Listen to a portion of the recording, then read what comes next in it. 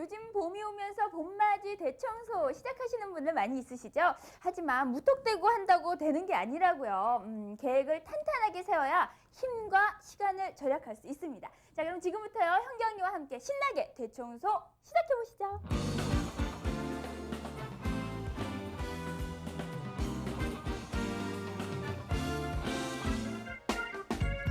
모처럼 큰 맘 먹고 빗자루를 들긴 했는데 도대체 어디서부터 어떻게 청소를 해야 할지 알 수가 없네요. 힘들어. 아, 지금 뭐 하시는 거예요? 지금 청소하고 있는데요? 아니, 그렇게 무턱대고 하시면 어떡해요. 이것저것 먼저 살펴보신 다음에 하셔야죠. 네? 먼저 살펴봐야 된다고요? 대청소를 할 때 청소가 다 끝나기도 전에 지쳐본 경험들 아마 다들 있으실 거예요. 무계획적으로 하다 보니 효율적으로 힘을 쏟지 못해서 생기는 결과인데요. 때문에 청소를 하기 전에는 어떻게 할 것인지를 정하기 위해서 집안 곳곳을 살펴보는 것이 가장 중요합니다. 집안의 살림살이가 어느 장소에 있는지 그리고 어떤 물건인지에 따라 청소 방법이 조금씩 달라지기 때문인데요. 또한 심하게 얼룩진 부분은 없는지 아니면 흠집이 생긴 곳은 없는지 알아보고요. 따로 기록해두면 본격적으로 청소에 들어갔을 때 더욱 효율적으로 할 수 있습니다. 짜잔! 오늘 집안을 깨끗하게 해줄 청소 도구인데요. 요즘에는 청소 도구도 참 다양해졌지요. 하지만 도구를 잘 활용하는 것도 매우 중요합니다. 예전에는요, 먼지 털이개로 또 가구도 막 털고 그랬는데 요즘에는 잘 안 쓰는 것 같아요. 예. 요즘에는 그걸 털면은 먼지가 이게 날랐다가 청소 끝나면 그게 다시 다 내려와요. 그렇기 때문에 다 손걸레로 다 훑치죠. 그럼 본격적으로 청소를 시작해 볼까요? 그런데 청소를 시작하기 전에 또 한 가지 해야 할 일이 있어요. 집안 구석구석에 방치되어 있는 물건들을 정리해두고 쓰레기를 모아둬야 세부 청소를 할 때 더욱 쉽게 할 수 있겠죠. 대청소를 시작할 때 가장 먼저 청소해야 할 곳은 바로 주방인데요. 주방은 집안에서 살림살이가 가장 많은 부분이기 때문에 지치기 전에 먼저 시작하는 것이 좋다고 합니다. 깨끗이 닦아낸 다음 꺼낸 것을 제자리에 놓아야 하고요. 가스레인지 후드나 닦기 힘든 부분은 마른 칫솔로 살살 문질러주면 주방 청소가 생각보다 훨씬 쉽게 끝날 수가 있겠죠.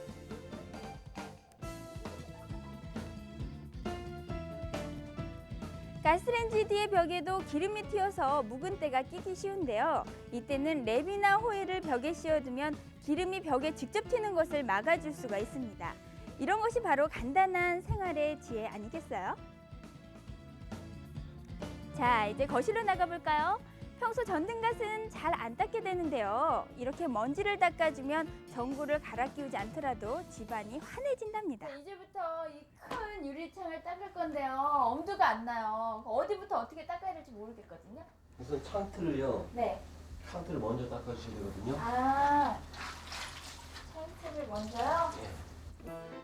창틀은 겨우내 쌓인 먼지로 아주 지저분해져 있을 텐데요. 이렇게 하니까 웬만한 먼지를 닦이는 것 같아요. 먼저 창틀의 먼지를 제거한 뒤 물걸레로 닦아줍니다. 유리는 얼룩이 남지 않도록 세제를 사용해서 찌든 때까지 말끔하게 닦아주고요. 마지막에 마른 걸레질을 하면 시야가 훨씬 뚫리는 깨끗한 유리창의 기분까지 상쾌해지겠죠. 그리고 유리창을 청소할 때에는 위에서 아래로 닦아야 훨씬 수월합니다. 집안을 깨끗이 하는 방법으로 대청소가 최선은 아닙니다. 무엇보다 항상 청소를 게을리하지 않는 것인데요. 그렇다고 매일 모든 공간을 청소할 순 없잖아요. 공간별로 주기를 정해야 하는데 바닥 청소의 경우는 매일 해줘야 한다고 해요. 소파에도 구석구석 먼지가 생기기 쉬운데요. 소파 먼지는 일주일에 한 번 정도 작은 청소기를 사용해서 먼지를 없애줘야 하고요. 장식장 유리는 이틀에 한 번 정도로 닦아줍니다. 한결 빛을 나게 하는 왁스칠은 한 달에 한 번 정도면 충분하고요. 가전제품은 특히나 주의를 기울여야 하는데요. 물기가 묻지 않도록 걸레를 꼭 짜서 사용해야 되겠죠. 안방으로 들어왔는데요. 벽지를 처음에 할 때는 예뻐서 하는데 나중에 먼지가 묻으면 굉장히 또 보기가 흉하거든요. 그런데 벽지도 닦을 수가 있나요? 예, 가능하죠. 가능하다고요? 예. 벽지를 어떻게 닦아요? 그러니까 깨끗한 걸레로요. 네. 그걸 닦아주시면 되거든요. 과연 벽지를 닦으면 깨끗해질까요? 와, 벽지를요 걸레로도 닦을 수 있대요. 실크 벽지의 경우는 물걸레를 사용해도 되지만요. 종이 벽지의 경우는 마른 걸레를 사용해야 한다고 해요. 장롱과 같이 광택이 나는 가구를 닦을 때에는 물걸레는 금물이라고 합니다. 광택질을 뿌리면서 반드시 마른 걸레로 닦아야 하고요. 하루에 3분의 1의 시간을 보내는 침대. 겨우내 집안에 두었던 이부자리는 햇빛이 좋은 날 오후 1시에서 2시 사이에 밖에 널어두는 것이 좋습니다. 각 가정에 피아노 한 대씩은 다들 있으실 텐데요. 피아노 역시 물걸레보다는 광택제나 왁스를 사용해서 닦는 것이 좋습니다. 자, 이제 욕실로 들어가 볼까요? 욕실은 습기가 차기 쉬워서 유난히 묵은 때가 많은데요. 욕실 전용 세제를 이용해서 구석구석 닦아주면 때가 쉽게 진다고 해요. 또한 닦기 어려운 부분은 칫솔을 사용하면 되는데 마지막에 물을 듬뿍 뿌려서 때가 모두 닦이도록 하는 것이 모두 가장 다 중요합니다. 끝났고요. 겨울 동안 소홀했던 자동차 청소에 들어가 보도록 하겠습니다.